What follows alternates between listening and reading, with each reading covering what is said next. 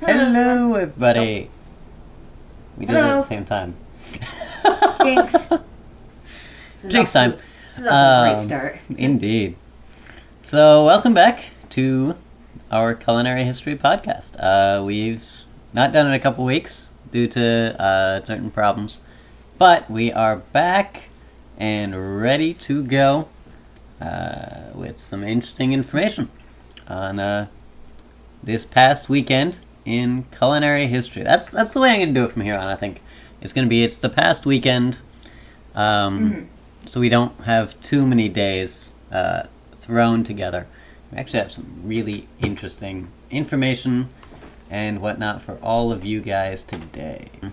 So we are going to start off with our birthdays and inventions, as usual, and then we have a few new segments at the end for everybody. So starting today, March 19th, which is also my sister's birthday, in 1930, and I apologize, I'm going to butcher this poor, incredibly famous chef's name. Gualtiero Marchesi is considered the founder of modern Italian cuisine. A lot like the guy we talked about a little over a month ago, that was the founder of modern French cuisine. He's known for blending traditional cooking techniques with modern technological advancements. So, and they're sort of contemporaries. I believe. Let me open that up and see when that guy's birthday was. Those are the only outlines I have? I have more outlines than that. Because 1926 was because this guy's 1930. So, yeah, definitely would have been contemporaries of each other. Marchesi was the first Italian chef to win 3 Michelin stars, getting his last one in 1985. And he then caused an international scandal by returning all 3 in 2008, being frustrated that a French guide had so much power over the perceived worth of Italian restaurants, and restaurants all over Europe. I respect that. I totally get the logic. It's the Michelin Guide originally started as it was for travelers. Mm-hmm. That's why the tire company is the ones that put it out. They did? Yeah. That wasn't. I was wondering if that was just a coincidence that it was Michelin. It's the Michelin Tire Company, and oh wow, they put it out for travelers, people driving around Europe, hopefully using Michelin tires. Oh, so, okay. Yeah, that's cool. It's a wonder that it has become so prestigious when sounds like it started as an ad. It sort of did. But this is a tire ad. It was in the early days. Not sponsored. Right? Definitely not. They wouldn't like us. This was in the early days of cars. And so they would, drive to different towns and be like, okay, you can drive to this place. You can drive on our tires to this place and eat here, and this is how we'd rate it. But in January 2001, Marchesi took over Osteria dell'Orso, which is the oldest restaurant still in operation in Rome. The building dating back to 1400 AD. And I believe he ran it until his death. So that's really cool. That is really cool. It's not as old as, the places they're excavating in Vesuvius. That's still pretty freaking old. Mm. Yeah, have there been any updates about that or no? Nope. It takes a while for archaeology to work. Well, yeah. So very true. They've been working on it. And I also find it ironic that, the founder of modern Italian cuisine is running the oldest running restaurant in Rome. And that to me, that's some nice irony right there. That is very ironic. So, this is cool. This next bit is a patent, and it's U.S. patent 5 million in 1991. This is actually a sort of a sore subject for me, because it was issued to Lonnie O. Ingram, Tyrell Conway, and Flavio Altuthum of the University of Florida. The patent was for a genetically engineered form of the E. coli bacterium that converts plant matter into ethanol. Now, there was a big E. coli outbreak when I was young that I was a part of that led to me being hospitalized for, I believe it was 2 weeks. And it really sucked. But apparently E. coli is very modifiable and often used in bacterial biological modification. Sorry. Excuse me. It is very important in the genetic modifying circle. Yeah, because ethanol is very useful. Ethanol is very useful as a fuel, as drinking alcohol, as everything. So cleaning alcohol. It can be used in drinking as well. Oh. It's common alcohol. It's, okay. In very large concentrations, yes, as cleaning alcohol. In smaller concentrations, it can increase the alcohol content of drinks. Also, the way they did it is very similar to how yeast works. They used genes from Zymomonas mobilis, a bacteria that converts sugars to pyruvate, which is then fermented to produce ethanol and carbon dioxide as the only products, much like yeast does when it's converting sugars.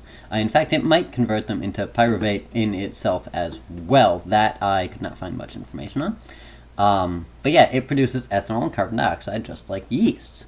But Z. mobilis has a yield in levels up to 2.5 times higher than the common yeast S. cerevisiae. But it has a downfall. It is weak to a lot of acids, low-level acids that can be found in lots of materials that it would be converting alcohol in. Those acids that Cerevisiae and E. coli are resistant to. So they took the genes from mobilis and inserted them into the E. coli, taking out a lot of the E. coli genes as well, the bad ones that make you sicker than hell. This allowed for resistance to the acids, like they wanted. Unfortunately, so far it has a much lower yield than mobilis itself, and thus taking advantage of its advantages is unreliable at best. You can't make a lot of it, right? Yeah. Well, one, there's the cost of making it. Right. And you can't make a lot of it cheaply and effectively. Its yield is significantly lower than core mobilis. So they're working on it, but for now, it's useful, and it will be incredibly useful when they figure that out. But right now, yeah, it's in beta. Yeah, it's in beta. So, but due to being naturally present in agave, Zymomonas mobilis is still traditionally used in the production of tequila to this day. Oh, cool. As well as a few other traditional Mexican drinks, alcoholic drinks. So, very cool. Yeah. It would be useful. Hopefully, they figure out production levels. Yeah. Because ethanol is very useful. It is for a lot of things. Its yield, as just Zymomonas, is incredibly potent, and they do use it in what they can. Yeah. The pure sources they can get to take advantage of its production values. But there's not a lot that actually works through, unfortunately. Yeah. But we'll get there. Every technology has to start somewhere. Yeah. Next up, I'm going to butcher this poor woman's name, and she's incredibly famous again. In March 21st, in 1904, Jean Benoit, or Madame Benoit, was born, one of Canada's most well-known cooks. She wrote over 30 books during her career and opened a cooking school in Montreal, which I'm not going to try to pronounce that name, but it was incredibly popular, as well as one of the first vegetarian restaurants in Canada, the Salad Bar. Unfortunately, a lot of information about her and most of her writings are in French, which I don't speak, and the translations I got from Google were spotty at best. Yeah, it's hard to translate anything unless there is a large audience, and in which case there are many translations. Yeah, well, So you never know which one to read. There aren't a lot of translations for her stuff because she is an incredibly influential Canadian cook. She wrote the Encyclopedia of Canadian Cookery. Right, but something you have to remember. She's very influential in Canada, in a place that's known that most people learn are bilingual. Yeah. She probably knew English, although maybe back then I guess Twitchy would be the one to ask. Yep. When did everyone start learning English and French? Yeah. Because she might have been bilingual and was just like, yeah, you know what, I'm going to write it in French. Mostly because she was trained in French cuisine and in France. So that's probably why she wrote it in French, where she would know most of her audience and would be able to read it. So why translate it when a lot of people, where you are, where you're writing, where you're influencing, speak and read both anyway. Yeah. So it would make sense that why translate something most people can read in the country of origin. It makes sense. But in 1973, she was made an Officer of the Order of Canada for her culinary contributions. And I guess that's sort of like a knighthood type of thing. It sounds lower. It sounds like, I think it's called Citizen of the British Empire. Yeah.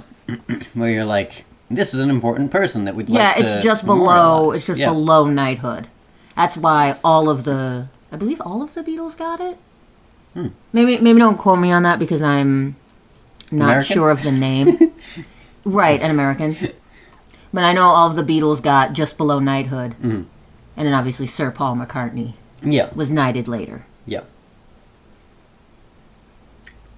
Was Ringo knighted? I mean, he's still working, right? No, he's not Sir Ringo Starr. Oh.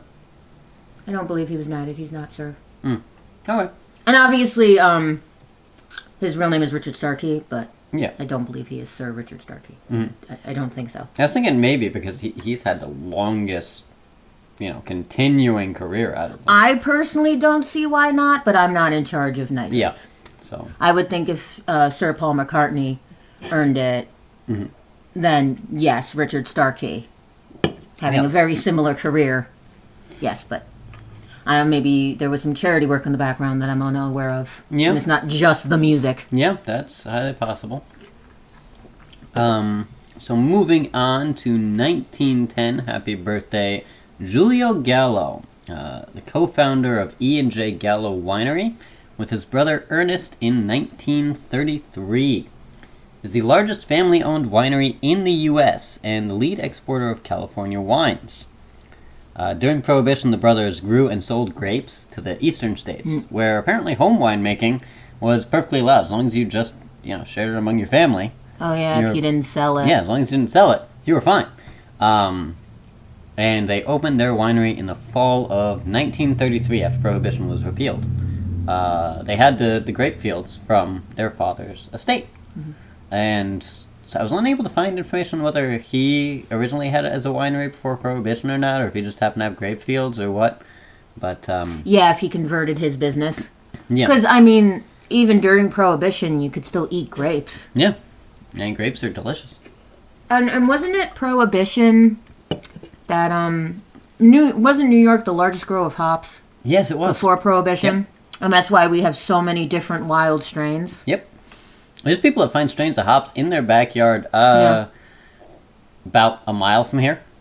Yeah. So. Because people just because there's really nothing else you can do with hops. No. It just got, no other use. It has no taste. Like, you can't eat it. Yeah. I don't think you can make rope out of it even. No, I don't think so. I don't think there's any use other than beer. So people just had to just kind of abandon their farms or just let the crops just grow wild and away from their land. Yeah. So lots of the farms were abandoned. a lot of the crop unpicked, planted itself, traveled. There's rare varieties of hops that are still popping up all over the place up here. Yeah, there's a brewery. They have a special name for it, I think. Yeah. When they make a short batch or a limited batch. Yep. Because there's only so much of the strain. Yep. And they're like, enjoy it while you can, but we can't make it again. Yeah. It's going to be good, we can tell you that. But this is the only time you're going to be able to drink it. Yeah, I wonder if other states can do that. Or if we're like the only one that have that. I don't know. I know New York was the leading exporter or internal exporter because it was mostly to the other states. Yeah, well, yeah, it wouldn't be importing from state to state. Yeah, it'd be shipping. Shipping, yeah. Shipper of. Yeah, shipper. Yeah, you just ship it. Well, there was also some overseas, but not nearly as much because there are other places that were suited to growing it. But we have it. Right, and places like to drink what they like to drink. I mean, importing our hops to China, or sorry, I meant to say Japan. Exporting our hops to Japan, for example, where they like rice wine, seems kind of silly. I mean, there wouldn't be much of a market. There's still some, but yeah, there wouldn't be. Yeah, but I mean, but back in those days, especially those now. Days. We have a larger global economy. Now I could see doing it. But back then, before Prohibition, places would probably be like, why? We drink what we drink, you drink what you drink. Yeah. Now that's kind of changed. Yeah. Like going online and ordering candy. Yeah. From ordering German chocolate. Like, that's new. Yeah. Well, online is hard to... Well, I mean, but the mentality, I think once the internet started with online, even back then, like the average person wouldn't be like, oh, I want German chocolate. Maybe a really, really rich person back then would have. Yeah, and then they'd go on vacation to Germany, pick it up.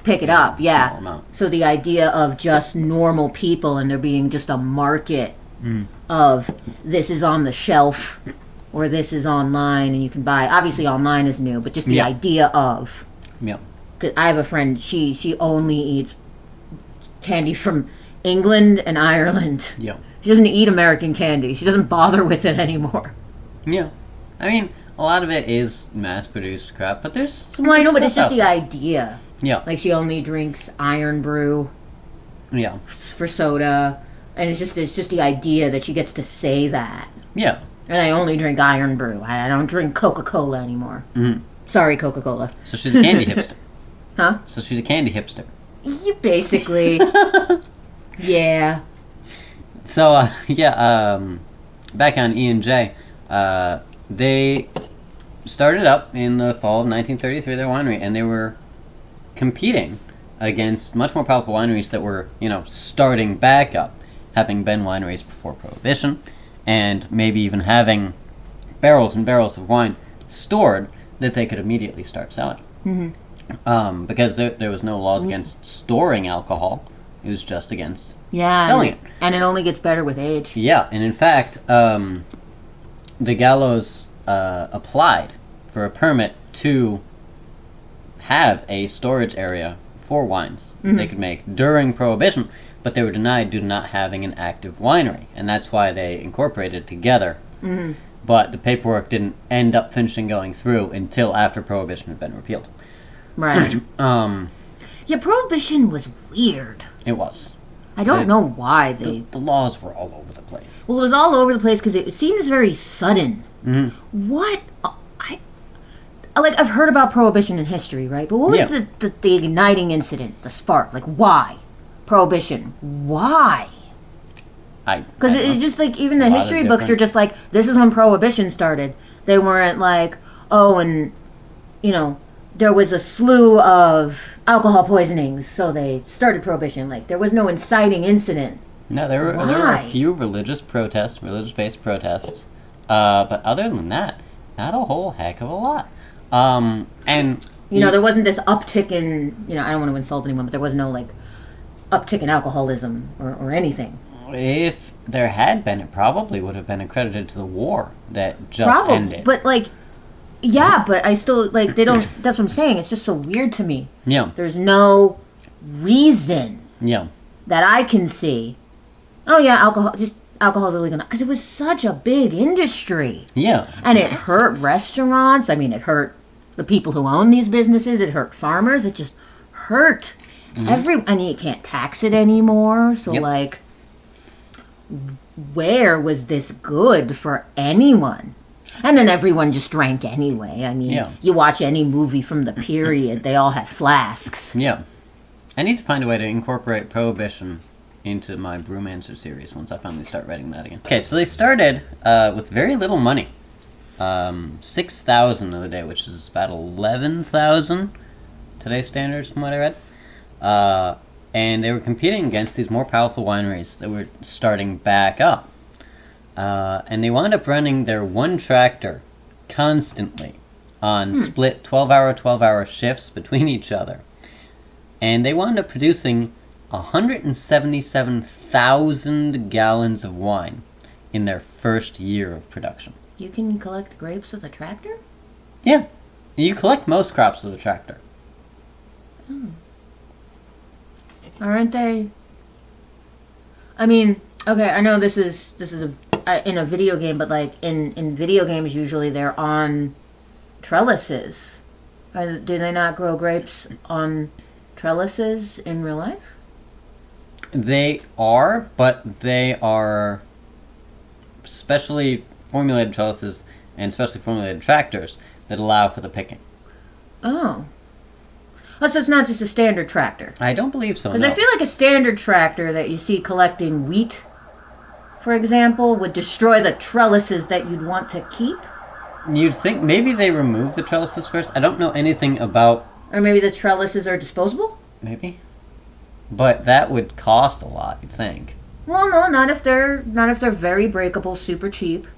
And they're just, you know what I mean? Like a metal, obviously. But if they're like really, really super, super duper cheap wood, meant to break. Well, I mean, there's always a cost of doing business. Yeah, true. Wine isn't super cheap. Yeah. Grapes aren't super cheap compared to other fruits. Yeah. Right? True. And I thought part of that was not harvested. I thought part of that was not the fact that I didn't think they had to be harvested, like by hand per grape. Yeah. But I figured someone had to go and get them with a piece of equipment, that quickly got them off. And plus, you get a lot of grapes. They're still on the vine. Yeah. So you chop a vine, throw it in a thing. Yeah. I just never pictured a tractor going over a sea of grapes like you see wheat. Well, it probably wouldn't go over. It would probably go between two rows of grapes. And most tractors themselves are hooked up to some kind of specialized picking mechanism, from what I've seen, that is made to harvest this particular style of plant that they're harvesting. The tractor itself is just the movement vessel. And then the picker on the back is what picks the plants, and it's designed to pick that particular kind of plant. Oh. That way, the tractor itself is interchangeable for other plants, but the pickers is what you're really after. So what I pictured as a tractor, and I'm a city girl, by the way. So what I pictured as a tractor wasn't actually a tractor. It was a tractor with its wheat attachment. Yes. Okay. So then they would put out in the grape attachment if they happen to grow both. Yeah. Later in the day. Yeah. Okay. Yeah, no, I thought that whole thing was the tractor. Yeah, there would also be, watering attachments and stuff like that. Really? So a tractor is a vehicle? A tractor is a vehicle. It is the front bit that, is sort of squat. It's got the pretty much just an engine, place to sit, big old tires, and an attachment part where you attach the tool you want to use at the time. Oh, okay. So, yeah, they Cool. produced an enormous 177,000 gallons of wine in their first year alone. So it's no surprise that they're the largest family-owned winery in the U.S. But in 1957, they released probably one of their most famous / infamous products, Thunderbird. Thunderfurd Fortified White Rhine, which until recently was known mostly for being cheap and strong. They had a rebranding in 2018 that actually released 3 different varieties of Thunderbird, I believe one being a rosé. It apparently went rather well. It's still a strong wine, but no longer has that, it's still It's a rosé, cheapish. it's not a white. Yeah. It's still It cheapish. would taste different even if it was... Yeah, but it's no longer got that crap quality, cheap and strong, buy this if you want to get drunk fast sort of mentality behind it. It's a much more sophisticated product for the day.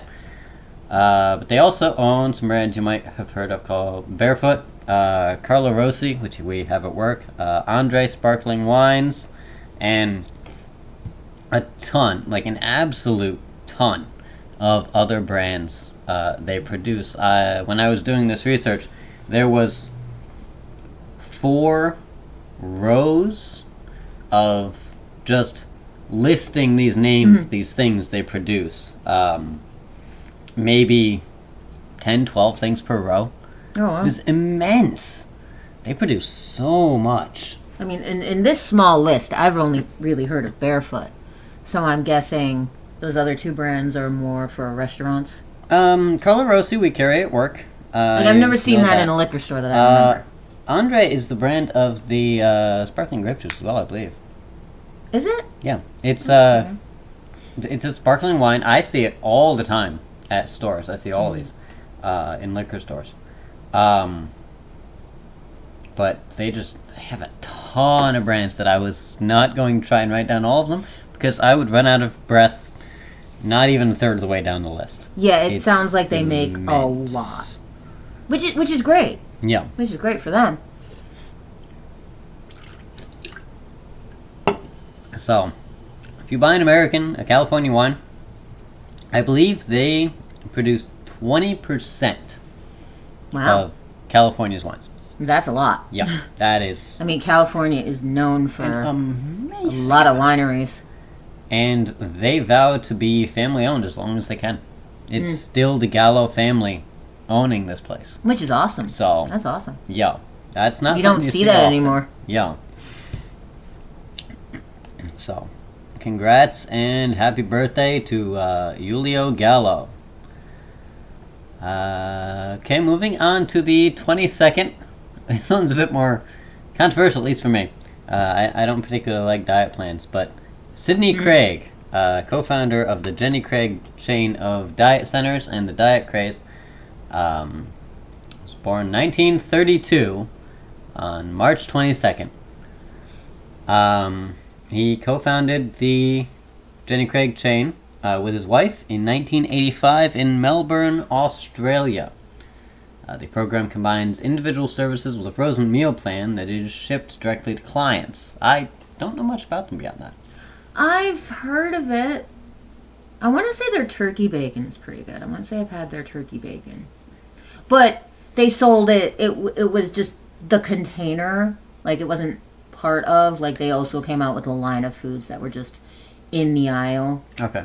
And the reason I like turkey bacon is because you can cook it in the microwave. That makes sense. Pork you can't because turkey is, easier to cook. It's less, Delicate? yeah. It's, it doesn't have to be cooked as long because it's turkey. I mean, it still has to be cooked, Yeah. but you know what I mean? Pork. Yeah, if you try to cook You can't cook pork bacon in in the microwave. it's going to burn 90% of the time. Right? It's not as safe in the microwave. Like, it's good. Don't get me Yeah. so when I wanted something I could cook quickly, I went for turkey bacon. Yeah. And it was alright. It's not bad. Yeah. And it's not the same as eating bacon, Yeah. But of course it wouldn't be. So yeah. Did they start shipping the frozen meals to people in the 30s? I highly doubt it. It did not say when they started the shipping. Because I wonder, when did the frozen meal didn't become a thing until... Although, you said, it does say they opened the diet centers in The 80s. Yeah, the frozen meals would have been a thing. Oh, so 30 is when she was born.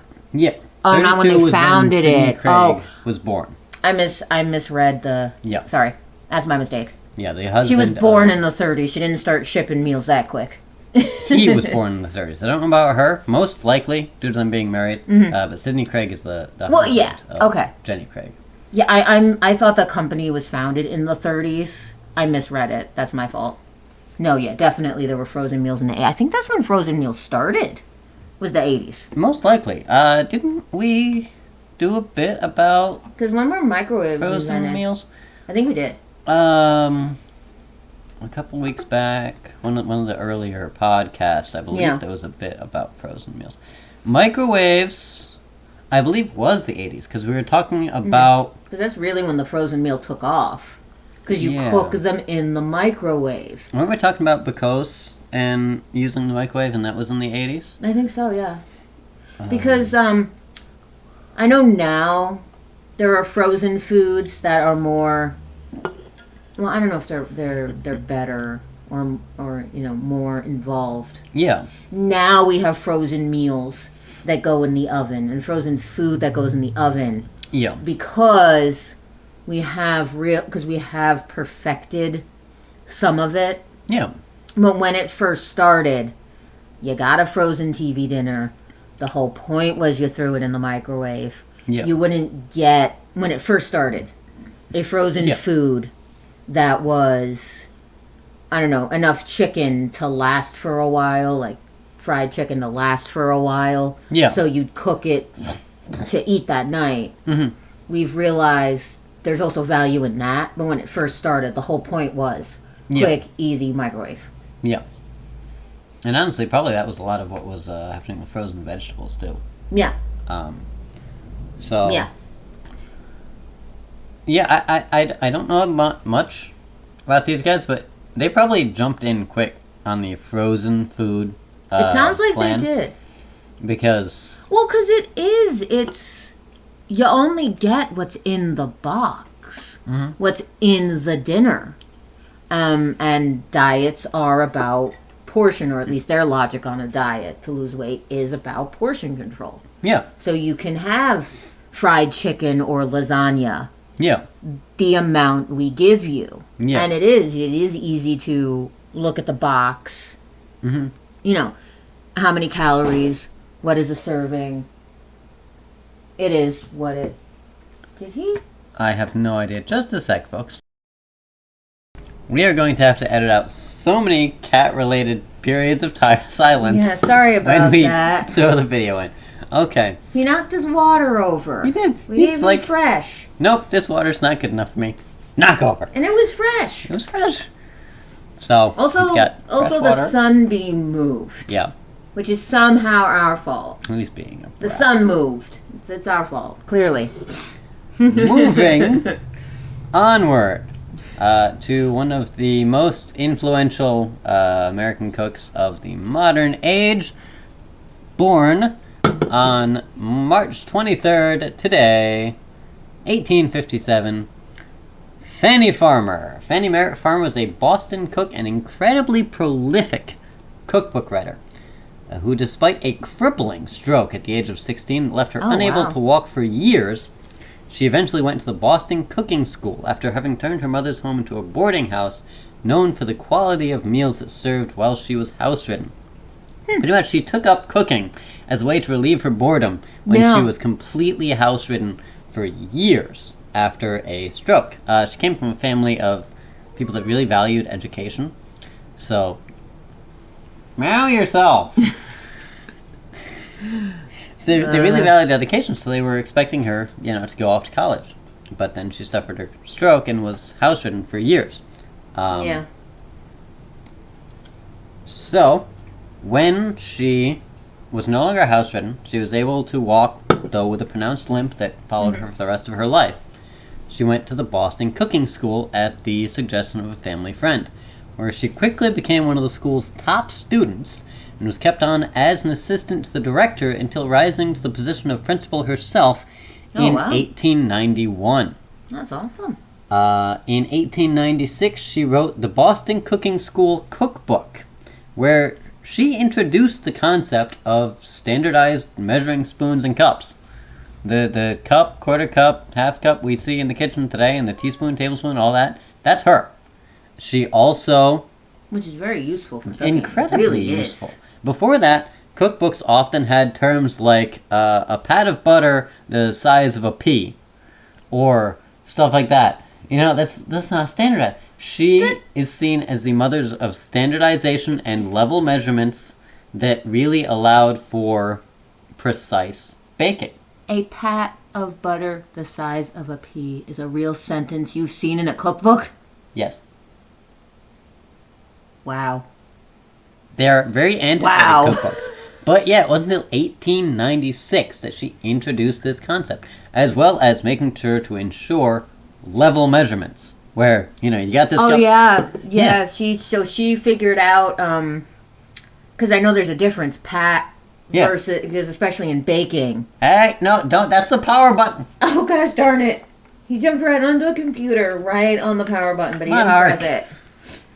Oh, Monarch. He is behind the monitor. No! Trying to be sneaky. You're not sneaky. What was that? I don't know. Monarch. Okay, I got it. He doesn't like when we do this podcast, does he? It's not. He isn't even this active when we're gaming. Like 20 minutes ago, you were in VR, I was scripting, and he was like, okay, I'm going to sit on Daddy. I guess. I'm going to bug Mommy every now and then. You're a brat. He does not like when I play VR. He does not. But... We're talking about one of the mothers of standardized recipes, dude. I think he knows we're talking to other people. I think he knows. He's like, pay attention to me. Yeah. I think that's it. You're Bradsaurus Rex. Okay. Back on Fanny Farmer. Yeah, she was the one that was like, level it out. Don't just scoop and pour. Make sure it's the exact measurement. Yeah, because there is a difference in baking. Yeah. Especially in baking. There's a difference between, because certain ingredients you can pack. Yep. Versus, you know, a fluffy scoop. Yeah. There's a big difference. Yeah. If it says pack the sugar. Yeah. Or pack the flour. Yep. There's a difference. Yeah. Well, not only that, a lot of people, when starting to use her cups and measurements, they're just, you know, scoop, dump, not level off so that it's an exact measurement. Yeah. So that defeats the purpose. Although there are still things in some recipes, heaping tablespoons. There's a... Yeah. That means there is some leeway. Yeah. That's mostly in cooking, not baking. Yeah, it's cooking, not baking. Cooking is a lot... Like... But even still, there is a difference. If it says a heaping anything, that's different than level. Yeah. As is taught to us in culinary school, cooking is an art, baking is a science. Mm-hmm. And that is incredibly important when you're working with things. And that's also going to be incredibly important when we get to the later half of her life, where she becomes very influential in a different form of cooking. We'll get to that in just a second. But in the publishing of her Boston Cooking School cookbook, Little, Brown and Company, first edition, they were the publishers, and they published a limited run of only 3,000 copies, all published at her direct expense, expecting poor sales. Mm-hmm. They were incredibly wrong. The book is still in print to this day, and is referred to famously as Fanny Farmer's Cookbook by most cooks that just absolutely love the thing. And is well known for providing not only the recipes, but also scientific explanations of the chemical processes that occur during the cooking process due to the combined ingredients. And side note, why do I not have a copy of this? This seems right up my alley. I am going to be ordering a copy of this after this podcast because this sounds amazing. This is exactly the kind of stuff I nerd out over. And this lady is amazing. She then went on to research and develop diets and nutrition for the ill, which is what she really wants to be remembered for, is writing food and cookery for the sick and convalescent. Convalescent is a antiquated word meaning those in recovery from an illness. Yes, which she was for years. For years. So So she it would did. be very, Yeah, it'd be it's very important to her very important to her to right get up that her right, alley. which is good. I And mean, it's good that she got better enough to yeah, to do to this. help people who were originally in her position. Yeah, she this work includes 30 pages on what to serve people and how to work with people Yeah. with diabetes. I mean, because food is very important. Yeah. What you eat is 30 very pages. important. This is incredible. And that's just one of the diseases that she covers in her book. This book led her to eventually start teaching at Harvard Medical School, Oh wow, really? training all the medical professionals going through that school in her lifetime how So to properly feed the ill. So she started dietitians? Dietitians this for is the ill. Yeah, No, this is dietitian stuff. yeah. Dietitians So- know. I mean, I'm not a dietitian. I just know that they know. Yeah. You know How to feed. how to feed someone with diabetes, how to feed someone with a Yep. stroke, or how this, how that. Yeah. She did That's what they learn. crap ton of the research that went behind that starting. Yeah. Mhm. And that is how she wants to be remembered. And it's a noble thing she did. That is amazing what she researched during her life. She valued appearance, taste, and presentation, surprisingly enough, over nutritional value, because that would make the food more palatable to those already with poor appetites due to their illnesses. Which Which makes sense. yeah, it makes sense. If you don't want to eat, Yeah. excuse me. If you don't want to eat, it's got to look. It's got to look good. It's got to Gotta look make good, it's you gotta taste want good, it's gotta to make eat you it. want it, Yeah. and then you can sneak in the nutrients they need, Yeah. as opposed to trying to feed them these nutrients that a lot of times when you're trying to get the largest amounts of them, that's not that tasty. Right. So get them to eat first, and in that get them what you can Yeah. of the nutrients they need. Did they have supplements in the 1800s? Probably not. I don't believe Vitamins they and all did. that. No. I mean, that would be something I'd have to research further, but I'd unlikely. be interested because I know now. I'm like I said, I'm not a dietitian, but there are vitamins. Yeah. So someone who isn't eating, you give vitamins, Yeah. and you try to get them to eat, but you also here's vitamins. Yep. It's not perfect, but But it works. Hi, Spiky. is that Spike? It's gotta be. It's I like think the neighbors right have a out the dog. window. The neighbor's there? I think No, they do. it's coming from that direction. So it's gotta be Spiky. We have so much to edit out. I'm sorry. This podcast has been all over the place. I might not edit out most of this. I mean, it's pretty funny. So yeah, she taught her last lecture at Harvard 10 days before her death. Oh wow. So yes, up She was until dedicated. yeah. Well, this was important to her. This was her life, and then her life's work and how she lived her life. So it makes sense this would be incredibly important to her. So happy birthday, Fanny Merritt Farmer. Incredibly influential lady, and I'm going to be buying a copy of your book. Heading on to 1880. Happy birthday, John Stevens of Neenah, Wisconsin, who was issued a patent for a flour mill that could increase flour production by up to 70%. That's a lot. That's a crap That's a ton. lot. It made the mill he worked at incredibly wealthy until rivals started stealing his designs. Well, yeah. Which is why he was issued the patent in 1880. He'd actually developed it a few years before. They Yeah, he eventually probably didn't even decided to. think to patent Yeah. it. He didn't think that. And then people, through industrial espionage, they stole his designs. And this is why companies today patent things they may not even make. Yeah. They have an idea and they go straight to the patent office. Yep. You have to, because this is what happens. Yep. And it's, it's terrible. Yeah. So if you think of something, patent it first. Yeah. But it's a good thing this got out because it made flour incredibly viable.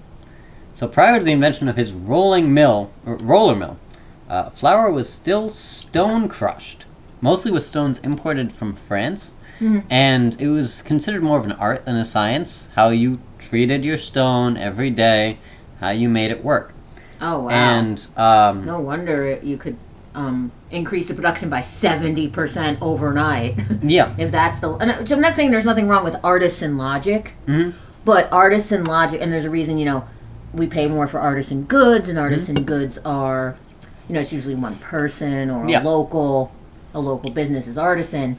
It's because, they're not good at producing a high number. Yeah. Artisan logic doesn't work if you want, a lot of this quickly. Yeah. He watched a fellow employee, a coworker at the mill, who didn't score his stone. Scoring the stone was rather common, and what this did was it sort of scored the top of the grain as it went through. This guy kept his stone mostly smooth and adjusted the speed to it, and John Stevens noticed that instead of, scraping the top layer off the thing and then, crushing it, this led to more of a cracking of the seed and then depositing, making it much easier to just slide out the useful endosperm that we use for flour. So it sort of cracked the berry open and allowed the endosperm to be dumped out easily. Wait a second. Was this whole wheat or white? Whole wheat was the only thing available back then. Okay. This is... White is later. White comes much later. Okay. So they would take the pure wheat, and most of the techniques would crush the berry after scoring it a bit, and it would crush the berry, and there would be bits of the chaff left in the flour. They would then have to be, sifted out, and bits would stick to the chaff, and that led to a lower production. This guy that he observed, with his smooth stone and adjusting the speed, cracked the berry open, and that allowed for much easier getting at the usable bit without the chaff staying behind. So he started experimenting with this technique and eventually created steel rollers as opposed to the stone that had been used. After trying wood, and he eventually figured out, steel is the way to go. It has a much longer life, it can stay much smoother for longer, and crack this stuff the way this works.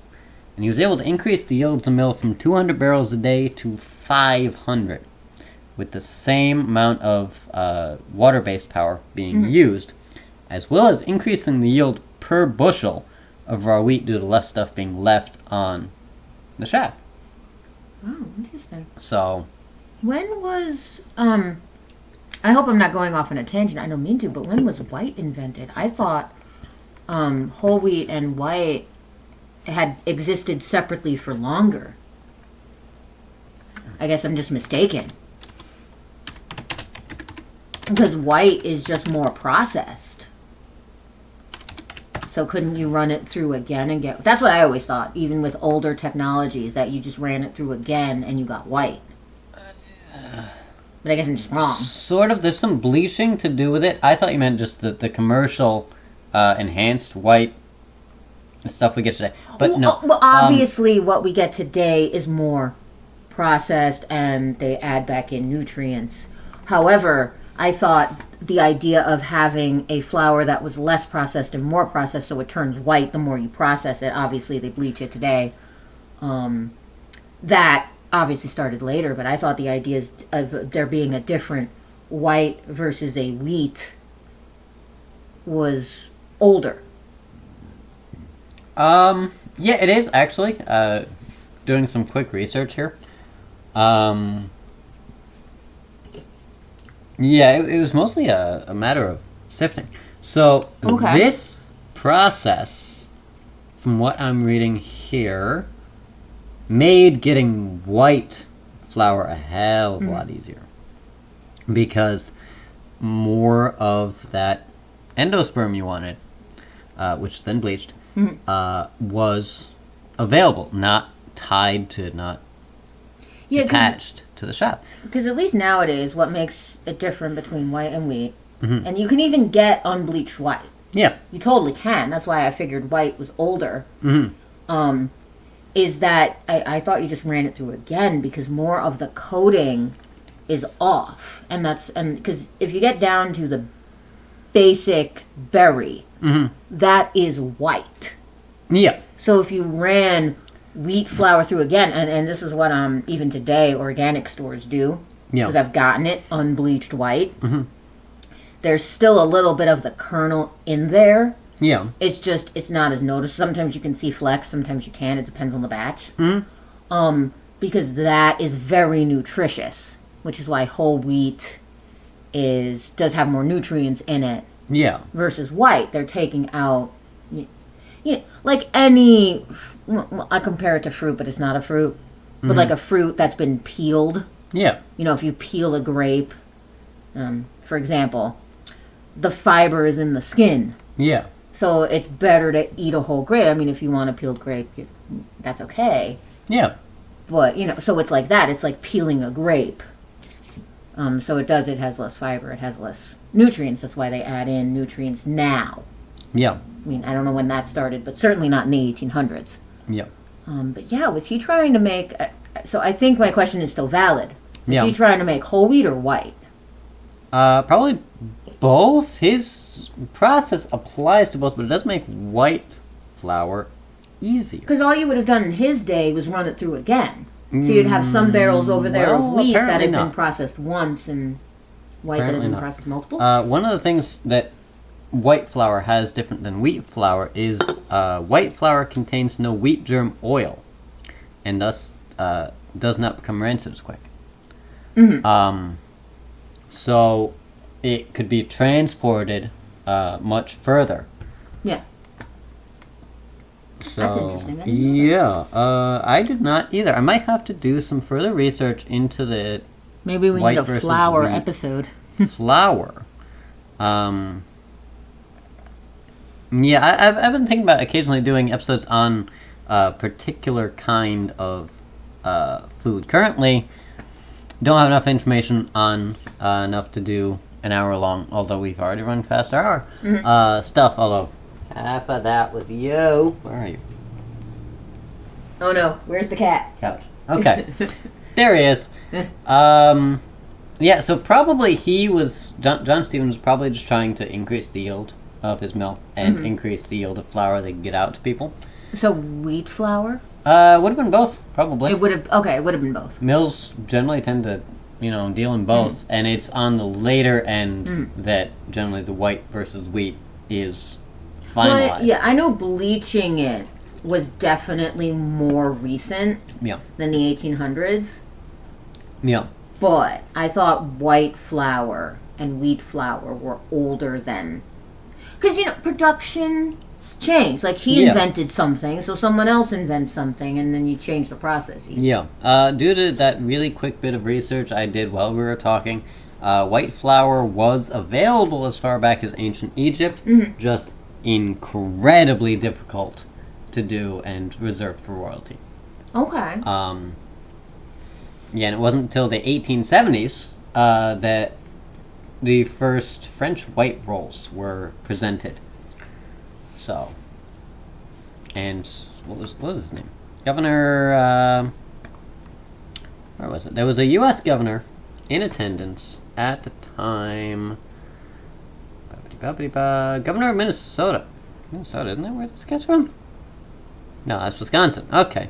So it was the governor of Minnesota in attendance at the time, 1876, Paris. First light white French rolls were exhibited. Governor of Minnesota, Governor Pillsbury, oh no, ironically, was in attendance, and he came back and... Did he start the Pillsbury Company? That is... Or is it just... Again, something might... Is it just a coincidence? I mean, it could just be a coincidence, but that is one coincidence. Pillsbury name. Pillsbury Company.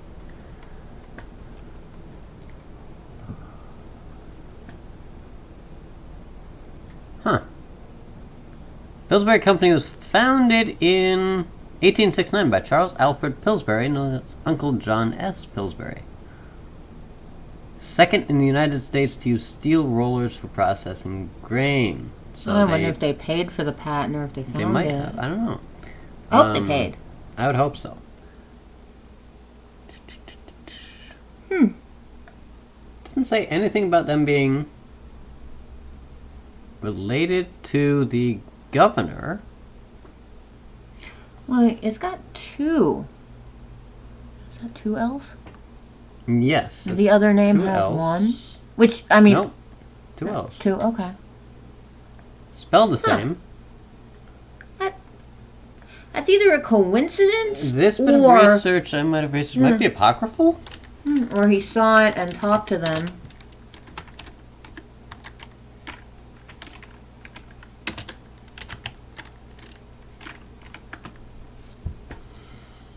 Because it's not the same...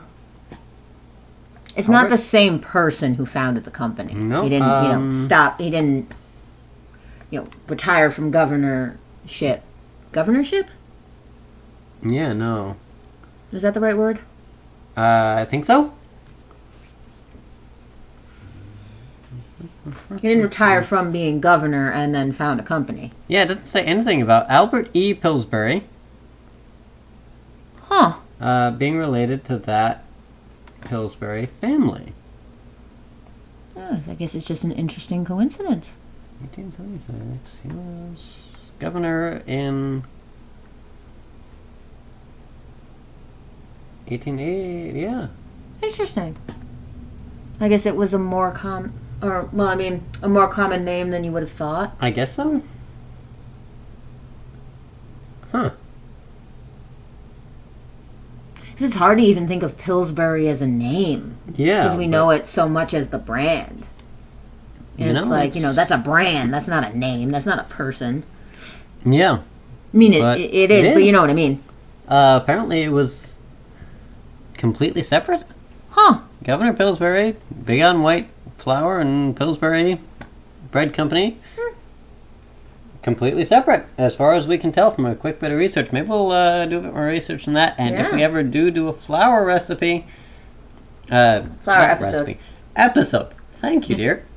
Flour episode. That'll be in there. Oh, that's interesting. That's an interesting coincidence. So moving onward... So he stops being all pouty. 1907. The Dixie Cup was developed by Lawrence Llewellyn? Yeah. Pretty sure, Llewellyn. And Hugh Moore, in response to concerns of germs spread by sharing glass cups at public drinking sources.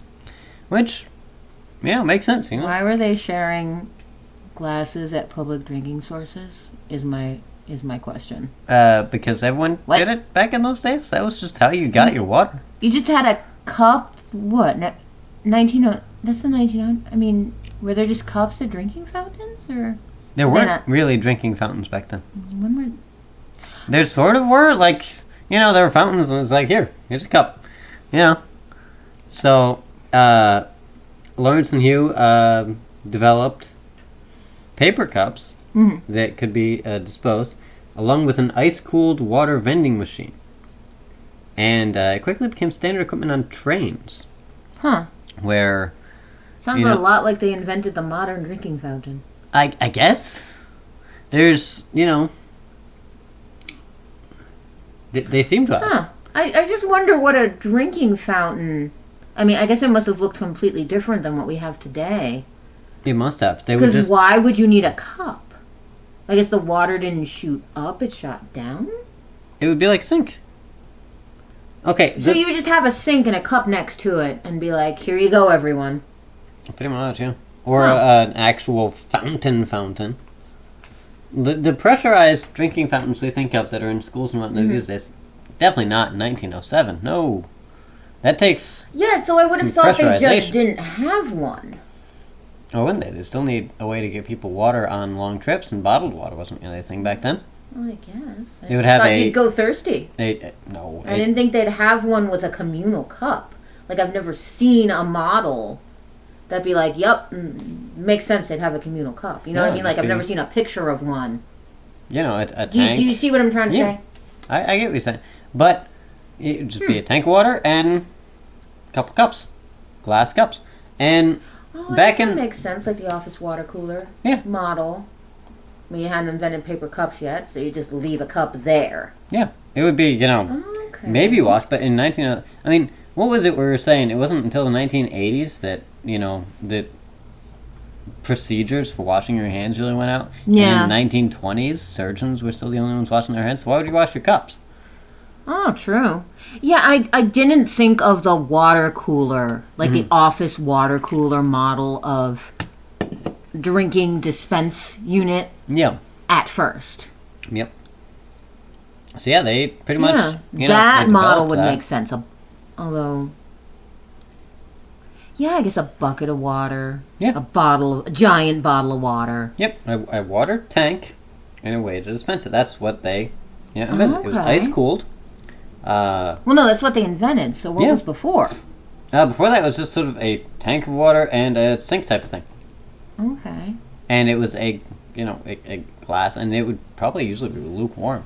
I didn't find out a lot of information. I didn't think to look up a lot of information on how it was before.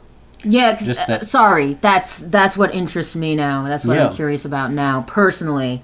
Because I would have thought that the people before the drinking fountain or before the office water cooler version would just have gone thirsty, which doesn't work, hence why you would invent those modes of giving people water. I mean, there were still sinks in those days. There's still ways to get water. You'd have either a well or... Right, but I mean not in a public space. Why not?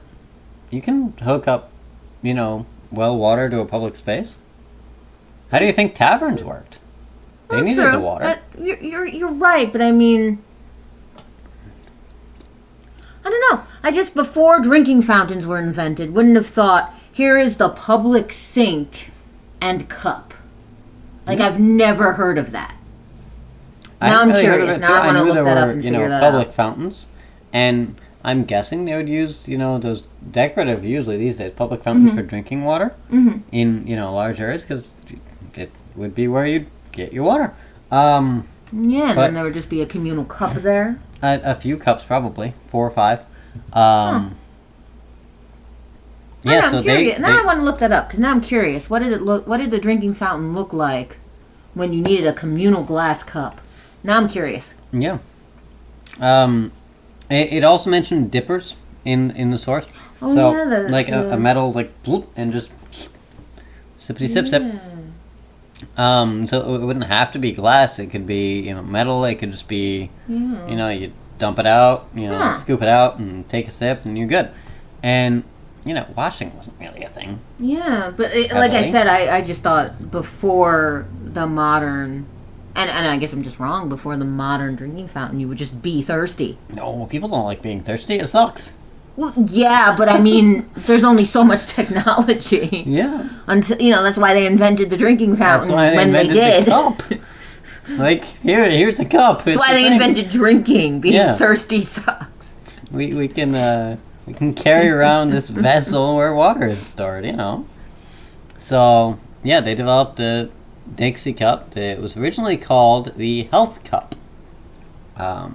That's a terrible name. It is. That's why they changed it in 1919 to be catchier, as other paper cup manufacturers started to grow. I think if they kept the name Health Cup, there would not have been the song. Here's worse. It starts with a K. Health. K-U-P. They, I guess, tried to be trendy. That didn't work. So, next door to... No song. the Individual Drinking Cup Company, which is what they founded, was Alfred Schindler's Dixie Doll Company. And they're like, yeah, why not? So they go over there, ask Alfred, hey, can we use your name for our cups? He's like, sure. Dixie cups. That's it. In those days, 1900s, it's like, well, 1920s, I guess, technically. It was 1919, they changed it. So they're like, hey, can we use your name? He's like, yeah, sure, you're right next door. Because they were, the buildings were touching, adjacent. Well, that's cool. So, and thus we got the Dixie Cup. Mm. Interesting. Yep. Moving on to 1965, astronaut John Young smuggled a corned beef sandwich aboard the first Gemini spacecraft flight. Young was dissatisfied with NASA's food on the Gemini 3 mission, so he and a few friends joked about smuggling a corned beef sandwich in his pocket so he would have something decent to eat, before deciding to just do that. There was a restaurant that was partially co-owned by 7 astronauts from the Mercury flights, and they were known for their, corned beef sandwiches. And they, after this event, would use the tagline, "Our corned beef is out of this world," which it literally had been. But so yeah, they smuggled a corned beef sandwich in his front pocket, and when they reached orbit, Young pulled out the sandwich to share with the other member of the mission, Gus Grissom. But unfortunately, the soft, crumbly sandwich bread had disintegrated in the forces of takeoff, and the remnants began to float around in zero-G. This would have caused a massive problem, as the small particles could have damaged the delicate instruments. And ironically, the entire point of the first few Gemini missions was to test and evaluate the space meals. So the government was pissed at Young, and some in Congress accused the team of costing the country millions of dollars in R&D that they chose to ignore in favor of a crumbly corned beef sandwich. Wow.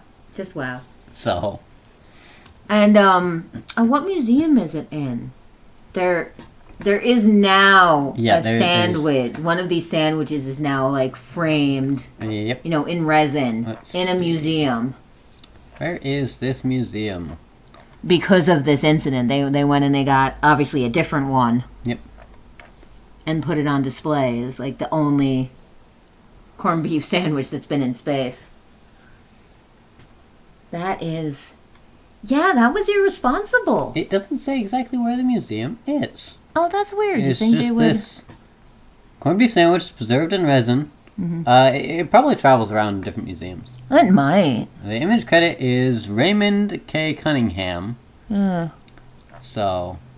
But it might travel. Exactly. It certainly where. can now that it's in resin. Yeah, it probably travels to different space-themed museum exhibits. Yeah, I can see why people were not happy. Because that is irresponsible. Yeah. Especially on a mission that is dedicated to testing these meals that NASA has developed. There is a reason space food, and I know it sounds silly to call it space food, but there's a reason it's paste, and it sticks to the tray. Mm-hmm. I mean, it's not great, but it floats. Things float. Like, you can't have things floating around. That's not good. It's not going to form into tiny little particles that can damage the very delicate, equipment you have up there. There's a reason that this food, it's the same, it's similar to the logic of an MRE. Like, it's got to last. You can't refrigerate it. So, like, I believe they originally started with MREs. I think they did. But some of the MREs can have sauce that floats. Yeah. Because MREs don't have to defy gravity. Yeah, right? MREs just have to keep. Mm-hmm. But there's a reason, that and people who need MREs have what they have. Yeah. And there's a reason you don't go against that system. Yeah. It was irresponsible, I think, to bring the sandwich. Yeah. I can see why they were not happy. So, and especially sandwich bread is incredibly crumbly. Yeah. And especially, I'm looking at... did he have it in a bag or anything? They wrapped it. And put it in his pocket, but as soon as he pulled it out, he wrapped it in saran wrap. It doesn't say what they wrapped it in. It says they tried multiple ways of wrapping it, but it doesn't say exactly what they wrapped it in. It sounds like a bag would have been better, but... Still, it would have disintegrated. But if he saw it and then opened the bag. Yeah, probably. Whatever it was wrapped in clearly had also opened. Yeah. Because if he had just taken it out and found a bag of crumbs, then why would you open the bag? Yeah, a bag of crumbs and corned beef. Yeah. Because I'm doubting the yeah. corn... Well, no, corned beef is pretty delicate in and of itself. If it's cooked right, yeah. Yeah. So, crumbs of meat and bread floating all around the cat. I'm picturing this now. This is a disaster. It's that Simpsons episode where he opens the bag of chips. Oh my god. Has anyone seen that episode of The Simpsons where the music starts playing and Homer is just going through eating the chips and spinning with it? Oh, yeah. I used to watch that episode, and that's all I can think of. Right? That's all I could think of is Homer to the classical music, going to eat the bits of sandwich, eat the bag. I mean, he opened a giant bag of Ruffled chips, and all of the other astronauts in the episode, which is like, what is wrong with you? Wasn't it set to that like classic ballet music it was too? like da da da da da, Yep. chomp chomp chomp chomp. Yes, Da-da-da-da-da. I don't watch a lot of Simpsons. Even I've seen. And then that he bit. slams into the ant tank. Yeah. And the ants just go they everywhere, and they're like. And the newsman is like, ants have taken over the space station. I welcome our giant ant overlords. Yeah, and that started the whole I welcome our blankety blank blank They must have overlords. read that news story Oh my. when they made that episode. So much stuff. Wow. Wow. Yeah. Unless it was before, and it's another thing, because I know the Simpsons are Before rumored the to have 60s? predicted so much. Well, the Simpsons have been on air for like ever. I believe The Simpsons started in the 80s. Did they? Okay. The Simpsons have been on the I air have to look for, like, they've broken all of the records for being on air. Definitely. They've been on the air for a long time. And I was somewhat joking, but there is the 1989. 89. Okay, so no, that yeah. is not another thing the Simpsons predicted. There is a lot of things that if you follow theory Yeah, the Simpsons videos that predicted. the Simpsons have predicted this Yep. or this or this. So that was a joke, but Yeah. okay, no, the Simpsons didn't predict it. Okay, so moving on to the end of our segment today, there are some new segments we're trying out. The first of which, culinarily inspired characters.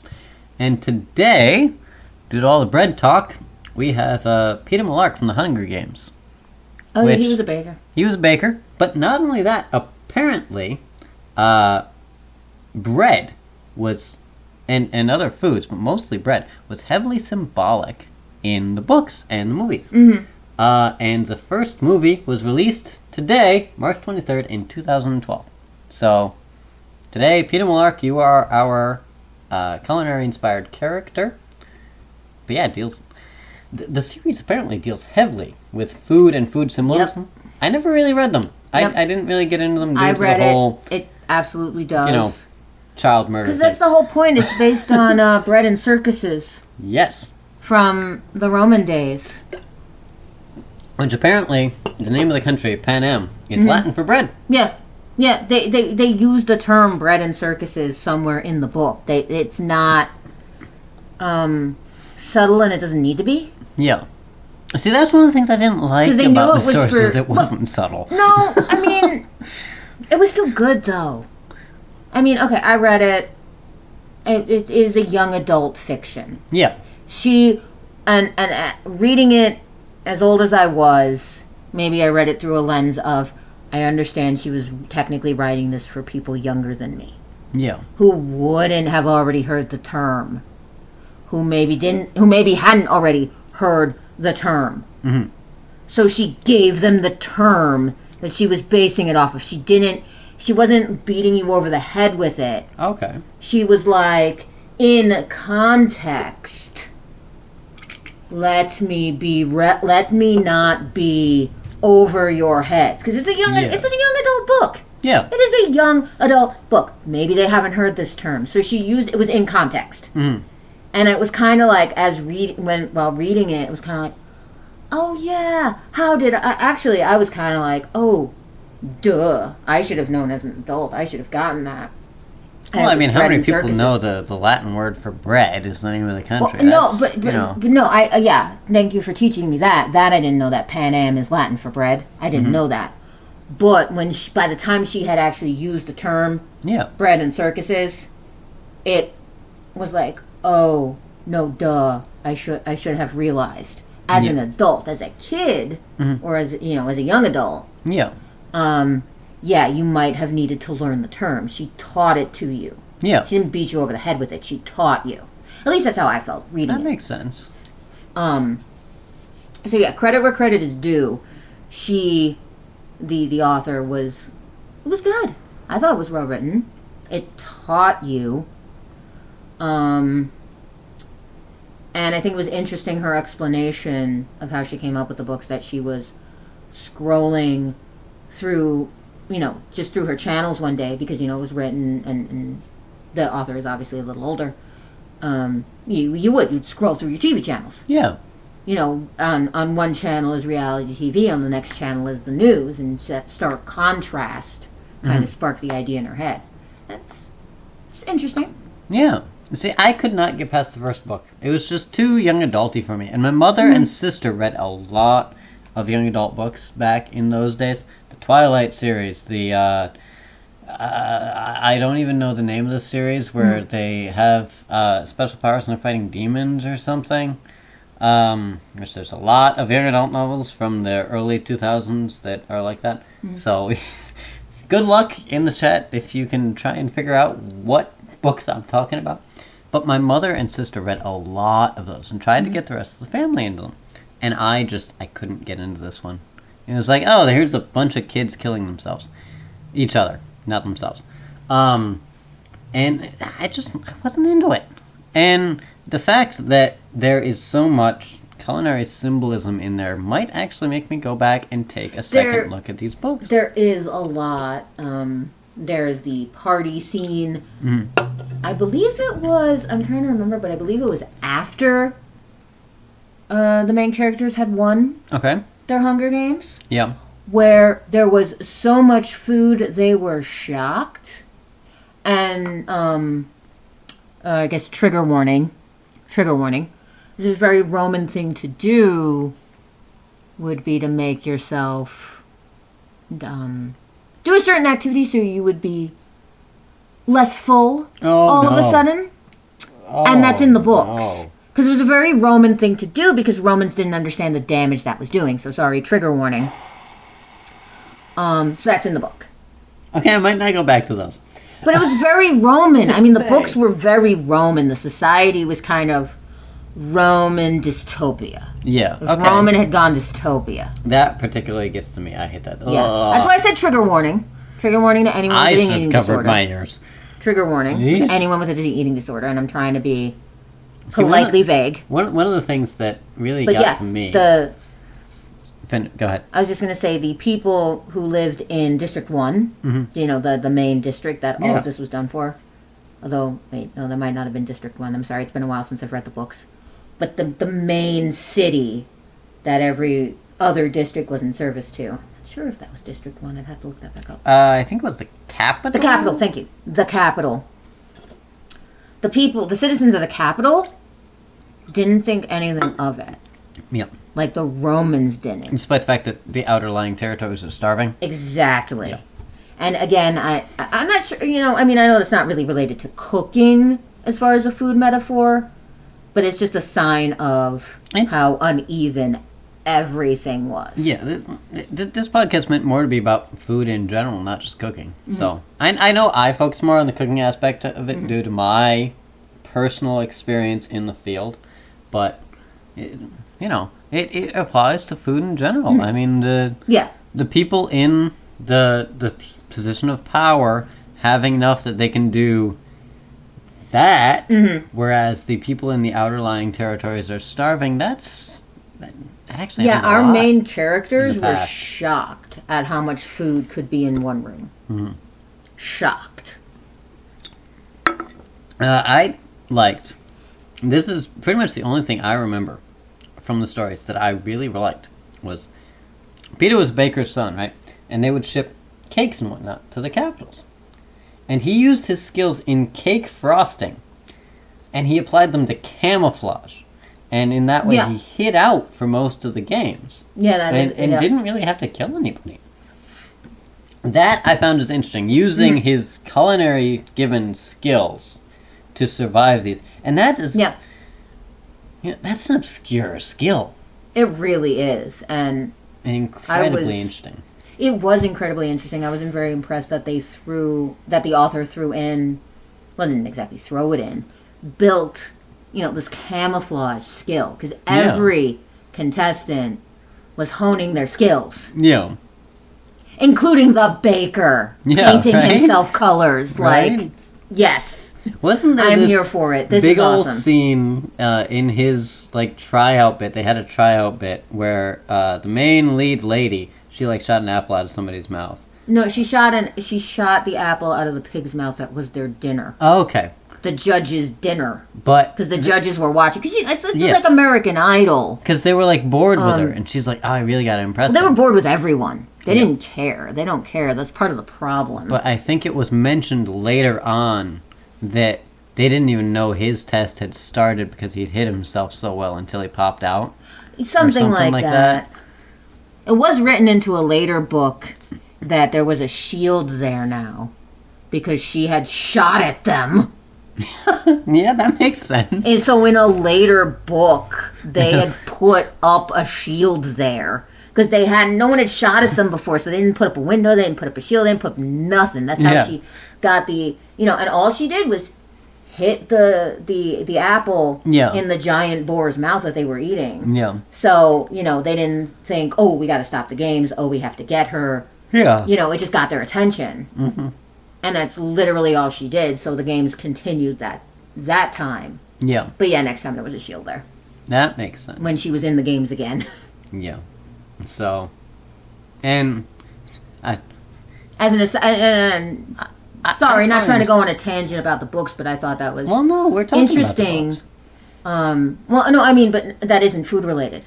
It is so interesting. Exactly, it is so interesting to show that how much opulence and food they had. Yeah. That there they are doing their job, supposedly. Yeah. This is their work day, looking at these people, judging them, and writing interesting reviews of them for the people to watch in the Capitol. Yeah. It's literally your job, and you're too busy eating the buffet. The fact that they put out a buffet.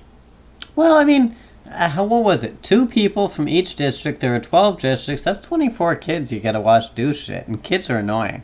So, some food, alleviates it. They couldn't eat after? They couldn't have a lunch break for everyone? I guess. Even the contestants had access at the homes to food. Because one of the things, oh God, I'm trying to remember her name. Yeah. One of the coaches said, I think it's Effie? I could be wrong. Effie? I have no idea. Said was, enjoy your dessert. I think it was actually District 1. The contestants from District 1 aren't even allowed this. Their coaches don't let them eat dessert. Mm-hmm. And so District 12, because nobody thought they could win, they could eat dessert. Yeah. So, you were given, while waiting, all the privileges. Mm-hmm. While waiting to go into the games, you were given a lot of privileges. Okay. And a lot of food and a lot of access to things. You were put in, a really nice hotel. And the coaches, who were originally from the districts, I don't think Effie was, but the other coach was. Yeah. Because no one from District 12, once you won, you become a coach. Yeah. And I could be using the wrong word, but people who know the book would know what I'm talking about. The dude who's in Zombieland, right? Yes, that actor. Yeah. He was originally from District 12. Okay. He happened to win. So even after you win, you're not out. Mm. Which, our main characters weren't thinking about when they pulled the stunt. Why can I not think of his name? I don't know. I can't think of it either.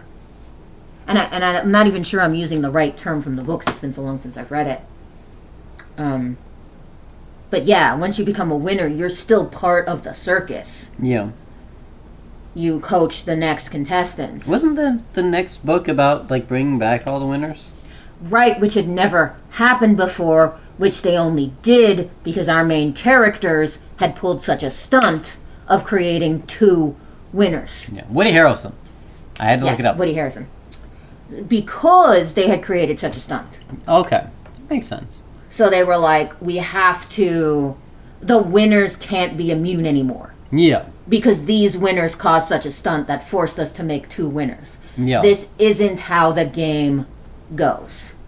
So that's why they fabricated this card system that, like, the founders of our country had created, the fake country had created. Yeah. And this year it was always going to be the winner's game. Yeah. Like, no, they Totally. made that up. Yep, the winners. Yeah, the winners in the sealed envelope that we've had for years sitting on a shelf. Just We never because, mentioned before. These folks screwed Yeah. things up. Totes. That's what we're doing. Totes. Isn't it sad? Because you really liked our main characters being married. Isn't it sad? And I ask you, audience, could the release date of this movie being today have anything to do with the patent for John Stevens' flour mill? Probably not. It was in a sealed envelope behind the one where now the winners have to go back into the game. A baker's son has to be in these ones because of John Stevens' flour mill. Yes, that's why. Yeah, that's totally why PETA got picked. Yep. Mm-hmm. Anywho. And like I said, I hope I didn't go too much about the books, but they really are, you're right, they are tied into food metaphors. Yeah. Because everything, I feel like a lot of what I've said, it ties back into food. It does. And heck, it's even called the Hunger Games. Yeah. Because one of the biggest things that gets the contestants, they said, is not eating. So, eat now while you can is one of the things the, oh gosh, what's his name again? You just looked it up. Woody Harrelson? The Woody Harrelson character says. Mm-hmm. He goes out of his way to say that. Yeah. Like, eat a lot now. You're going to be thrown into, I think it's a forest environment this time. Because they were given some insight into what the environment might be. Because it always changed. Mm-hmm. To keep the reality show interesting. Yeah.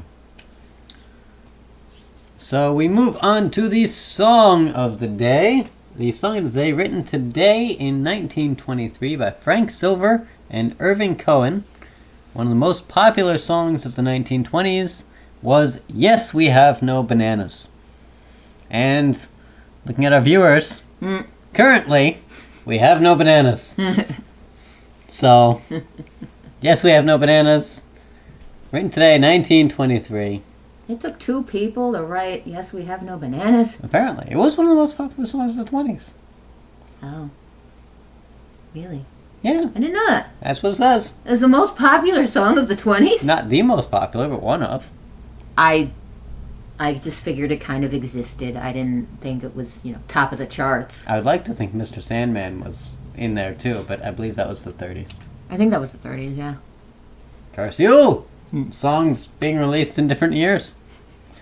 Anyhow, last but not least, here's a crummy bread joke for y'all. What happened to the 2 slices of bread that disappeared in the middle of the night? They eloped. On that note, goodbye. On that note, goodbye. Good night. Thank We you for are going watching. to find somebody to stream. To raid. Raid. That's the host. term. Raid hosts. I don't know, with one viewer, which thank you for staying the whole time. Right? Whoever you are. You just endured a very bad pun. You're about to leave, aren't you?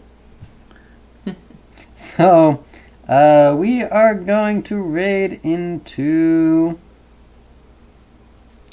Balix. Ooh, Balix is playing